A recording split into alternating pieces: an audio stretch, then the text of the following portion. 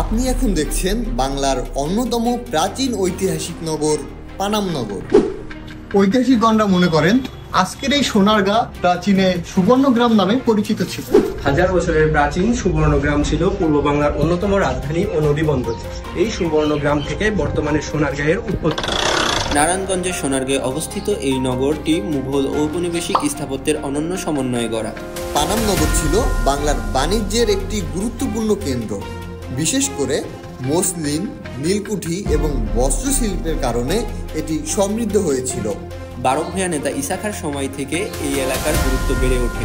পরে ব্রিটিশ আমলে এখানে গড়ে ওঠে ইউরোপীয় ধাঁচের বাড়িঘর। ভিডিওতে আপনি যেসব বাড়ি দেখছেন সেগুলো প্রায় 400 বছরের পুরনো। পুরনো দালানগুলোতে দেখা যায় মুঘল স্টাইলের ইউরোপীয় নকশা এবং ঔপনিবেশিক ছোঁয়া। প্রতিটি বাড়ির দরজা, জানালা, নকশা আর কারুকাজ সময়ের সাক্ষী হয়ে দাঁড়িয়ে আছে। পানাম নগরের একক সারির দীর্ঘ রাস্তার দুই পাশে রয়েছে 50টির মতো ঐতিহাসিক ভবন। ভাঙা দেওয়াল, শেওলা ধরা জানালা আর নীরব পরিবেশ, সব মিলিয়ে মনে হয় যেন সময় এখানে থমকে আছে। বর্তমানে পানাম নগর প্রত্নতত্ত্ব অধিদপ্তরের তত্ত্বাবধানে সংরক্ষিত। পর্যটকদের ভিড়ে মুখরিত এই নগর ইতিহাসপ্রেমী ও ফটোগ্রাফি প্রেমীদের বিশেষ আকর্ষণ। পানাম নগর শুধু ইট পাথরের স্থাপনা নয়, এটি বাংলার সামাজিক, বাণিজ্যিক এবং ঐতিহাসিক অতীতের জীবন্ত দলিল। এই নগরের প্রতিটি ইট আজও বলে চলে শত বছরের গল্প।